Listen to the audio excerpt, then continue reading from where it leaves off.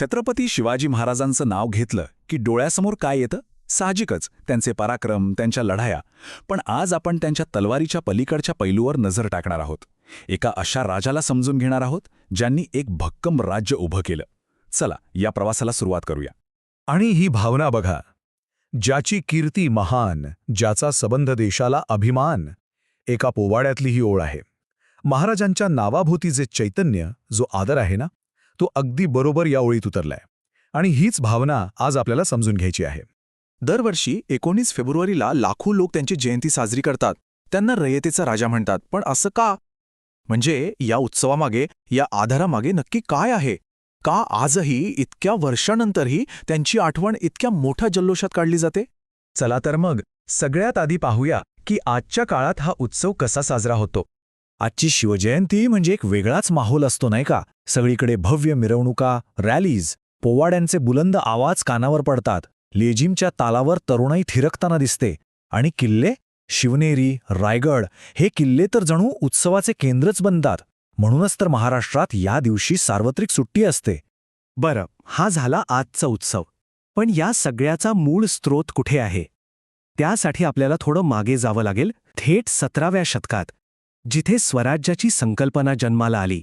स्वराज्य हा शब्द खूप महत्वाचा आहे. याचा अर्थ फक्त राज्य मिळवणं नव्हतं, तर रयतेचं स्वतःचं राज्य ही ती मूळ कल्पना होती. विचार करा, त्या काळात ही किती क्रांतिकारक गोष्ट असेल. एक असं राज्य जिथे न्याय आणि लोकांचं कल्याण याला सर्वाधिक महत्त्व होतं. हा त्यांचा प्रवास बघा. 1630 मध्ये शिवनेरीवर जन्म आणि मग अवघ्या 15व्या वर्षी रायरेश्वराच्या मंदिरात स्वराज्याची शपथ घेणं. आणि त्यानंतर 1674 मध्ये रायगडावर झालेला तो ऐतिहासिक राज्याभिषेक, जिथून मराठा साम्राज्याची खऱ्या अर्थाने मुहूर्तमेढ रोवली गेली. ठीक आहे, तर आता आपण योद्धा शिवाजी महाराजांच्या पलीकडे पाहूया. आता बोलूया प्रशासक शिवाजी महाराजांबद्दल. कारण त्यांच्या शासनाचा जो भक्कम पाया होता तो इथेच दडलेला आहे. आणि हे खरंच खूप इंटरेस्टिंग आहे. आजच्या कॉर्पोरेट जगात शिवाजी महाराजांचा अभ्यास मॅनेजमेंट गुरु म्हणून केला जातो. का? कारण त्यांनी अक्षरशः शून्यातून एक अत्यंत कार्यक्षम आणि प्रभावी राज्य कसं उभं केलं याचे धडे आजही तितकेच लागू पडतात. त्यांच्या ह्या मॅनेजमेंटचा कणा होता अष्टप्रधान मंडळ. म्हणजे काय तर 8 मंत्र्यांची एक काउन्सिल. ही एक खूप अभिनव सिस्टीम होती. एक प्रकारचं कॅबिनेटच होतं ते, जिथे प्रत्येक महत्त्वाच्या कामासाठी एक जबाबदार व्यक्ती होती. हे बघा, किती संघटित रचना होती. अर्थविभाग, लष्करी विभाग, लोकांच्या कल्याणासाठी एक विभाग, परराष्ट्र व्यवहार सांभाळायला वेगळा विभाग, प्रत्येकाची जबाबदारी ठरलेली. यामुळे राज्यकारभार किती सुरळीत चालत असेल याची कल्पना करा. आणि यातली सगळ्यात क्रांतिकारक गोष्ट माहितीये काय होती? ही सगळी पदं जन्माच्या आधारावर नाही, तर क्षमतेच्या म्हणजे मेरिटच्या आधारावर दिली जायची. त्या काळात जिथे सगळं सरंजामशाही आणि वारसा हक्कावर चालायचं, तिथे हा विचार किती पुढचा होता. त्यांचा आपल्या अधिकाऱ्यांना दिलेला आदेश बघा, रयतेच्या भाजीच्या देठालाही हात लावू नका. किती स्पष्ट आणि किती परखड. या एका वाक्यातूनच कळतं की त्यांना आपल्या प्रजेची, शेतकऱ्यांची किती काळजी होती.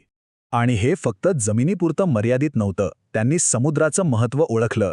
किनारपट्टी आणि व्यापाराच्या संरक्षणासाठी एक मजबूत नौदल उभं केलं.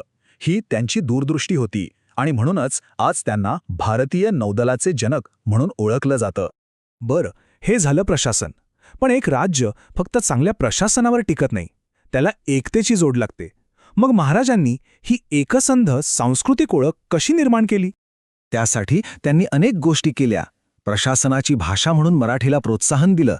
धार्मिक सहिष्णुतेवर भर दिला. न्याय देताना जातपात धर्म कधी पाहिला नाही, तो सगळ्यांसाठी समान ठेवला. या सगळ्यामुळे लोकांमध्ये एक आपलेपणाची, एक अभिमानाची भावना तयार झाली. आता आपण या कथेच्या एका अशा वळणावर आलो आहोत जे कदाचित अनेकांना आश्चर्यचकित करेल. आज आपण जी शिवजयंती इतक्या उत्साहात साजरी करतो, तुम्हाला माहिती आहे का तिची आधुनिक काळातली सुरुवात कशी झाली? त्यांच्या कार्याबद्दल, त्यांच्या वारसाबद्दल आपल्या मनात प्रचंड आदर आहे, यात काहीच शंका नाही. पण आज आपण जी सार्वजनिक शिवजयंती पाहतो ती खरंच कधी सुरू झाली, कोणी सुरू केली, या प्रश्नाचं उत्तर खूप रंजक आहे. हे बघा, महाराजांच्या काळानंतर तब्बल 200 वर्षांनी या उत्सवाचा जणू पुनर्जन्म झाला. 1870 मध्ये समाजसुधारक महात्मा ज्योतिराव फुले यांनी महाराजांची समाधी शोधून काढली आणि पहिली आधुनिक शिवजयंती सुरू केली.